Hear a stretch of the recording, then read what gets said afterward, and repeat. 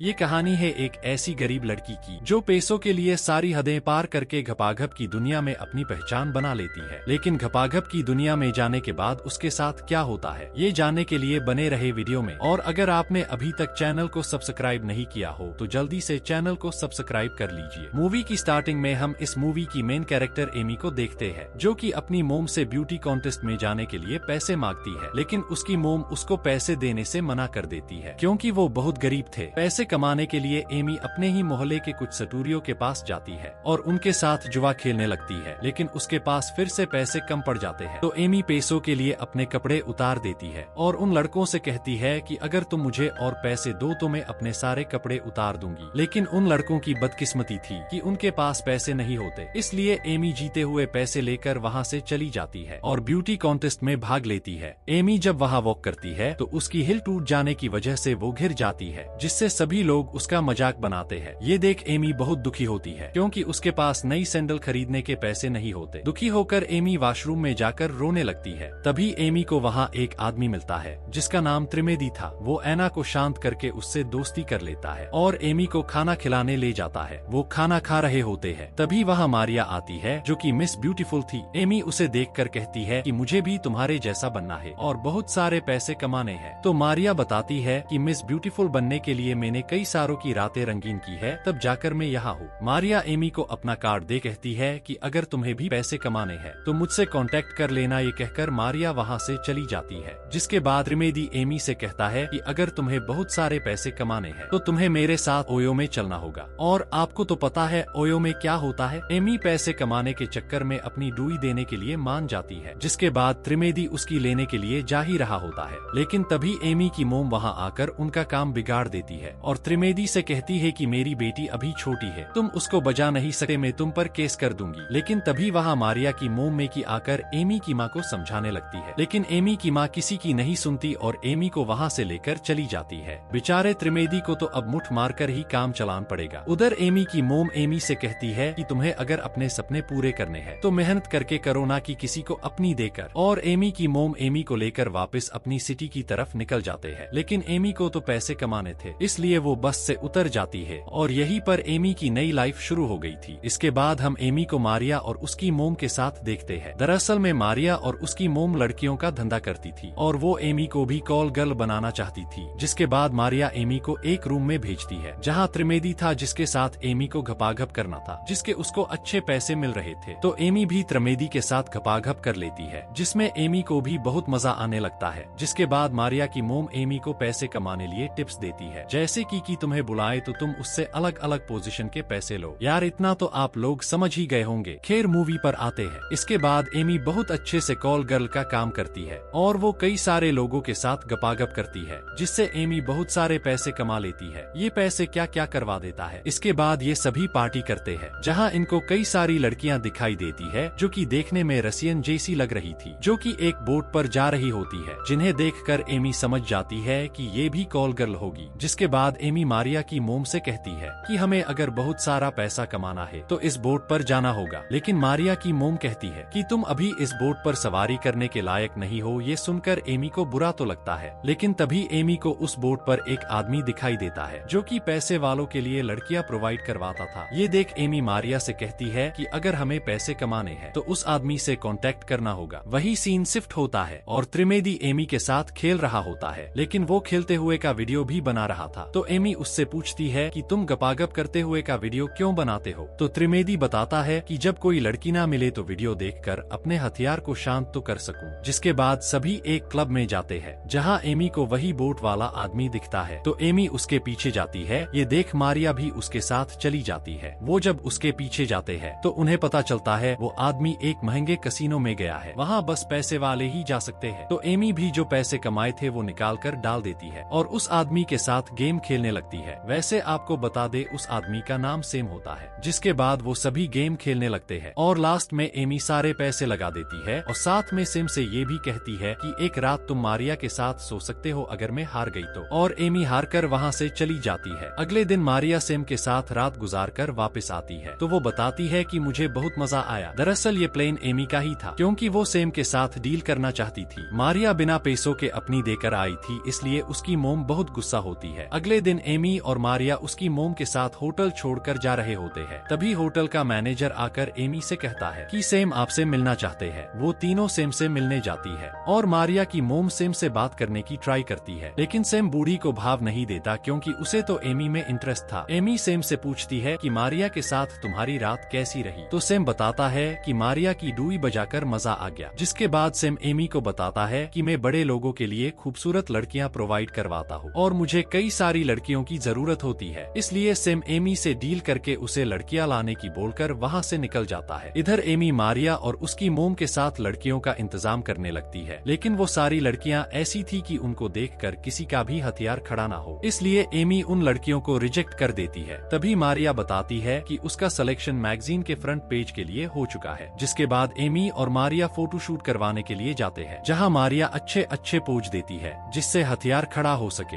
तभी एमी की नजर वहाँ रखी एक बुक पर जाती है जिसमें सारी मॉडल और टीवी एक्ट्रेस के नंबर थे, तो एमी उस बुक को रख लेती है। घर आकर उन्हें कॉल करके इंटरव्यू के लिए बुला लेती है और अगले दिन उन सभी हॉट लड़कियों का इंटरव्यू लेने लगती है। मतलब ये कि उन्हें सिखा रही थी कि किसी को भी अपनी डुई कैसे दे और कैसे सामने वाले का हथियार खड़ा करे जिससे वो ज्यादा पैसे दे। ये सब कुछ चल ही रहा था कि तभी वहाँ एमी की मोम भी आ गई थी। उधर कुछ लड़कियाँ तो मना करके जाने लगती है। तभी एमी की नजर उसकी मोम पर जाती है, लेकिन उसकी मोम को सब कुछ पता चल गया था कि एमी इतने सारे पैसे अपना खाता खुलवा कर कमा रही है। एमी अपनी मोम को समझाने लगती है, लेकिन एमी की मोम उसकी एक नहीं सुनती, तो गुस्से में एमी भी बोल देती है कि आपने भी तो कई बार अपनी गुफा में उस मैनेजर को सुलाया है जिसके यहाँ आप जॉब करती थी। ये सुनकर तो उसकी मोम को और ज्यादा गुस्सा आ जाता है और वो एमी के मुंह पर पैसे फेंक कर चली जाती है, जिससे एमी काफी सैड हो चुकी थी। तो मारिया एमी को चुप करवाती है और एमी को बताती है कि उसका बाप तो उसके साथ गलत काम किया करता था, इसलिए उसकी माँ ने उसे कॉल गर्ल बना दिया। तो एमी बताती है कि ये मर्द जात ही ऐसी है, कई भी हॉट लड़की दिखे तो साले उसकी लेने की सोचते हैं। वही सीन शिफ्ट होता है और हम देखते हैं कि एमी ने सेम की जरूरत के हिसाब से रसियन जैसी लड़कियों का इंतजाम कर लिया था, जिसमें केमिली नाम की वेटर भी थी जो अपने बॉयफ्रेंड के लिए पैसे कमाने के लिए एमी की टीम में शामिल हो चुकी थी। जिसके बाद सभी लड़कियां फ्रांस पहुंच जाती है और जाकर वो सेम से मिलती है। सेम उन्हें कुछ रूल्स बताता है कि यहाँ स्मोक करना मना है और कोई भी लड़की गेस्ट को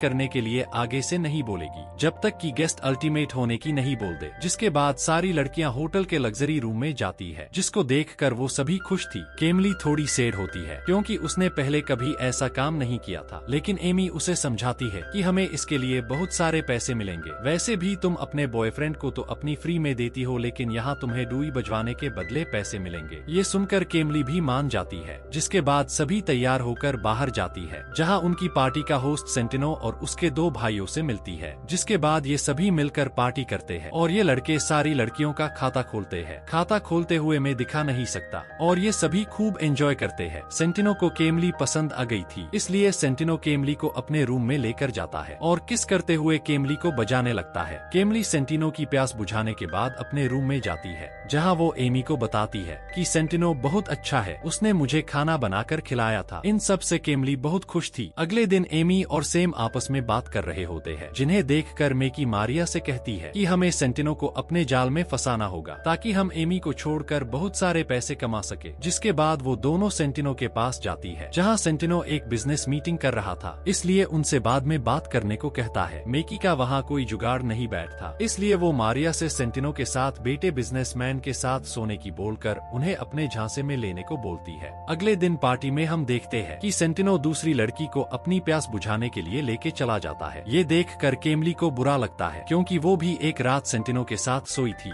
दूसरी तरफ सेम एमी को मेकी और मारिया के बारे में बता देता है कि उन्होंने रूल के खिलाफ जाकर सेंटिनो से बात करने की कोशिश की थी और वो आपस में बात करने लगते हैं। सेम एमी से पूछता है कि तुम्हारे आगे के प्लान्स क्या है, तो एमी बताती है कि मैं बहुत सारे पैसे कमाना चाहती हूँ। बातें करते करते वो दोनों आपस में किस करने लग जाते हैं क्योंकि सेम अब एमी को प्यार करने लगा था। वही हम रूम में देखते हैं कि वही लड़की जिसको सेंटिनो अपने साथ रूम में लेकर गया था, वो अपने रूम की बातें शेयर कर रही होती है कि कैसे सेंटिनो ने उसके लिए भी खाना बनाया था। ये सुनकर केमली को बहुत बुरा लगता है। तभी वहाँ मारिया आती है, जिसकी हालत बहुत खराब थी क्योंकि उसकी मोम के कहने पर उसने सेंटिनो के बिजनेस पार्टनर से ठुकाई करवाई थी, जिससे वो पूरी तरह टूट चुकी थी। जिसके बाद सेंटिनो एमी को अपने पास बुलाता है और एमी को अपने भाइयों से मिलवाता है, जो एमी को गिफ्ट भी देते हैं। फिर सेंटिनो एमी से कहता है कि मैं तुम्हारे काम से बहुत खुश हूँ, इसलिए तुम मेरी पार्टी के लिए लिए 50 और लड़कियों का इंतजाम करना, लेकिन वो मेकी और मारिया को अपने साथ पार्टी में लाने के लिए मना कर देता है। जिसके बाद एमी मेकी और मारिया को सेंटिनो की बताई हुई बात नहीं बताती, क्योंकि एमी उन दोनों के बिना 50 लड़कियां अरेंज नहीं कर सकती थी। फिर एमी और मारिया कई सारे पैसे लेकर लड़कियों को ढूंढने के लिए निकल जाती है, जहां वो एक पेंटिंग शो में जाती है, जहां एमी की मुलाकात एक लड़के से होती है जो कि अपनी पेंटिंग बेचकर गरीब लड़कियों की मदद किया करता था। इसलिए एमी उसकी पेंटिंग ज्यादा पैसों में खरीद लेती है, जिससे राजू और एमी के बीच अच्छी बॉन्डिंग हो चुकी थी। जिसके बाद राजू एमी को अपने घर ले जाता है, जहां जाकर एमी को पता चलता है कि राजू और उसकी फैमिली घोड़ों की अच्छी नस्ल बनाकर उन्हें ऊंची कीमतों में बेचा करते हैं। राजू एमी को अपनी मोम से मिलवाता है, जो एमी को डिनर पर इनवाइट करती है। उधर एमी साथ में 50 लड़कियों को भी इकट्ठा करने लगती है। रात को एमी राजू की फैमिली के साथ डिनर करने जाती है, जहां राजू के डैड एमी को अपने वर्षों से चले आ रहे बिजनेस के बारे में बताते हैं और उनके बीच बातें होने लगती है। लेकिन एमी को बार बार मैसेज आ रहे थे। ये देखकर राजू के डैड समझ गए थे कि एमी कौन है, इसलिए वो राजू को एमी से शादी करने के लिए मना कर देते हैं, जिससे एमी गुस्सा होकर वहाँ से निकल जाती है। अगले सीन में हम देखते हैं कि केमली का बॉयफ्रेंड उसको लेने के लिए आ चुका था, क्योंकि उसे एमी और केमली के बारे में सब कुछ पता चल गया था। इसलिए जाकर वो केमली को अपने साथ चलने की भीख मांगने लगता है, पर केमली पैसों के लालच में इतनी बदल चुकी थी कि वो उसके प्यार को ही भूल गई थी और वो उसके बॉयफ्रेंड के साथ जाने से मना कर देती है। जिसके बाद हम देखते हैं कि अगले दिन एमी और मारिया की मोम मेकी के बीच में किसी बात को लेकर बहस हो चुकी थी। इसलिए गुस्से में एमी मेकी और मारिया को बता देती है कि सेंटिनो ने तुम्हें अपनी पार्टी में लाने से मना किया था। ये सुनकर मेकी को बहुत गुस्सा आता है और वो एमी को अपने घर से बाहर निकाल देती है। एमी केमली को अपने साथ लेकर राजू के घर पर रहने के लिए जाती है। एमी और राजू को देखकर ऐसा लग रहा था जैसे एमी राजू को प्यार करने लगी थी। अगले सीन में हम देखते हैं कि एमी और केमली मिलकर 50 लड़कियों को अपने साथ ले जाने के लिए सेलेक्ट कर लेती है। एमी उन सभी लड़कियों को लेकर दुबई पहुंच जाती है, जहां सिम उन लड़कियों में से बड़े निप्पल वाली लड़कियों को सेलेक्ट करके अपने साथ याट पर लेकर जाता है। फिर सिम एमी को बताता है कि सेंटिनो के डैड बीमार है, इसलिए अगला बादशाह सेंटिनो बन सकता है। ये सुनकर एमी बहुत खुश होती है। अगर सेंटिनो बादशाह बन गया तो सिम और एमी के ऊपर पैसों की बारिश होगी। बातों बातों में सिम एमी को साथ में डिनर करने की बोलता है, तो एमी भी मान जाती है। याट से सिम सभी लड़कियों को मिस्टर एक्स के पास लेकर जाता है। मिस्टर एक्स उन लड़कियों से कहता है कि जो भी इन्हें हंसाएगा उसे $50,000 मिलेंगे। तो सभी लड़कियां पैसों के लिए पागलों जैसी हरकतें करने लगती है। लेकिन तभी उनके बीच फाइट होना शुरू हो जाती है और एक लड़की केमली के सर की विग निकल देती है, जिससे मिस्टर एक्स उसे अपने पास बुलाकर वो सारे डॉलर उसे दे देते हैं। पैसा है तो सब कुछ है, पैसों से सब कुछ करवाया जा सकता है। खैर बड़े लोगों के चोचले है। वेल मूवी पर आते हैं। शाम को सेम और एना डिनर के लिए जा ही रहे थे कि तभी वहाँ राजू आकर एमी को किस करने लग जाता है। ये देखकर सेम को काफी बुरा लगता है और वो वहाँ से निकल जाता है। उसके बाद राजू और एमी खूब जोर शोरों से रोमांस करने लगते हैं। वो मजे कर ही रहे होते हैं। तभी एमी को सेम का मैसेज आता है कि उसे जल्दी से 15 लड़कियों को पार्टी में लेकर जाना है। जिसके बाद एमी सभी लड़कियों को लेकर पार्टी में पहुंचती है, जहां सेंटिनो के दोनों भाई होते हैं और वो उन लड़कियों को अपनी पेंटी उतारने की बोलते हैं। तो सभी लड़कियां अपने अंडरगारमेंट्स उतार देती है। उधर सेम एमी के ऊपर गुस्सा करता है, क्योंकि पार्टी में आई लड़कियों ने स्मोक करके रूल तोड़ा था। इसलिए सेम एमी को नई 20 लड़कियां लाने का बोलता है। पार्टी खत्म होने के बाद जब सभी लड़कियां अपने रूम में जाती है तो उन्हें पता चलता है कि उनके सारे सामान चोरी हो चुके हैं। एमी ने केमली को जो पैसे दिए थे वो भी चोरी हो चुके थे। तभी उस होटल में पुलिस की रेड पड़ जाती है, तो सेम सभी लड़कियों को होटल से बाहर निकाल देता है। जिसके बाद हम देखते हैं कि सभी लड़कियां बीच पर पैदल चल रही होती है, जहां केमली एमी से अपना पासपोर्ट वापस मांगती है, क्योंकि उसे घर जाना था। लेकिन एमी केमली को पासपोर्ट नहीं देती और कहती है कि तुम्हारे पास पैसे कमाने के लिए बस 7 दिन है। ये सुनकर केमली मारिया की मोम को कॉल करके एक क्लाइंट के पास गपागप करने के लिए जाती है। दूसरी तरफ याट पर सभी शेखों की लॉयल पार्टी चल रही होती है, जहाँ एक शेख दो लड़कियों को पेल रहा था। सारे शेख उन लड़कियों के साथ खूब एंजॉय कर रहे थे। उधर सेंटिनो का भाई जहीर एमी को अपने पास बुलाकर एमी को पेलने ही वाला था। ये देख सेम को काफी गुस्सा आता है। तभी वहाँ सेंटिनो आकर जहीर को रोक लेता है और एमी से सॉरी बोलता है, क्योंकि सेंटिनो एक अच्छा शेख था। सेम एमी को एक सेफ रूम में लेकर जाता है और जो हुआ उसके लिए माफी मांगता है और फिर एमी और सेम दोनों अपनी चूल मिटाने लगते हैं। अगले सीन में हम केमली को देखते हैं, जो कि उस क्लाइंट से अपना खाता खुलवा कर आई थी, जिससे एमी को बहुत बुरा लगता है और वो डिप्रेशन में जाने लगती है और वो एक याट पर जाकर पानी में छलांग लगा देती है, क्योंकि उसे एहसास हो चुका था कि वो इस धंधे में आकर फंस चुकी थी। दूसरी तरफ याट पर पार्टी खत्म होने के बाद सभी लड़कियां जाने लगती है, तभी राजू वहां आकर एमी को अपने साथ एक बीच पर लेकर जाता है और एमी को शादी के लिए प्रपोज कर देता है और वो दोनों खुले में ही भर भर कर रोमांस और एक दूसरे की खुजली मिटाने लगते हैं और वो दोनों पानी में जाकर एक दूसरे में खो जाते हैं। उधर केमली ने पानी में कूदकर अपनी जान दे दी थी। उसके बाद हमें कुछ सालों बाद का सीन दिखाया जाता है जहां एमी एक बच्चे को जन्म देती है। दरअसल एमी ने राजू से शादी कर ली थी, जिसके बाद वो सभी साथ रहते थे और एमी ने कॉल गर्ल का काम छोड़ दिया था। एमी जब घर में होती है तो वो टीवी में केमली की मौत की खबर सुनती है, जिससे वो टीवी बंद कर देती है ताकि घर में किसी को पता ना चले कि एमी क्या काम किया करती थी। जिसके बाद एमी अपने घर के बाहर एक अजनबी लड़के को खड़ा देखती है। वो उस लड़के को आवाज लगाती है, लेकिन वो लड़का वहाँ से भाग जाता है। कुछ दिन बीत जाने के बाद एमी जब काम से घर आती है तो देखती है कि सेम उनके घर घोड़ों का व्यापारी बनकर घोड़े खरीदने आया था। एमी सेम को देखकर काफी शॉक्ड होती है। फिर एमी सेम से पूछती है कि तुम यहाँ क्या करने आए हो, तो सेम उसे बताता है कि हम दुबई में एक बहुत बड़ी पार्टी कर रहे हैं और वहाँ के प्रिंस तुमसे काम करवाना चाहते हैं। ये सुनकर एमी कहती है कि मेरी एक फैमिली है और ये काम मैंने कब का ही छोड़ दिया है, और वो सेम को मना कर देती है। जिसके बाद हम एमी को उसकी बेटी केमली के साथ देखते हैं, क्योंकि एमी ने उसका नाम मर चुकी केमली की याद में रखा था। मारिया और उसकी मोम एमी से मिलने आती है और एमी को पार्टी में आने को बोलती है कि हम वहाँ बहुत पैसे कमाएंगे, लेकिन एमी उन्हें भी मना कर देती है। जिसके बाद एमी जब घर के अंदर जाती है तो देखती है कि टीवी में वही वीडियो चल रहा था जो स्टार्टिंग में त्रिवेदी ने एमी के साथ गपागप करते हुए बना था, और ये वीडियो राजू के डैड ने देख लिया था। इसलिए उन्हें पता चल जाता है कि एमी एक धंधा करने वाली लड़की है,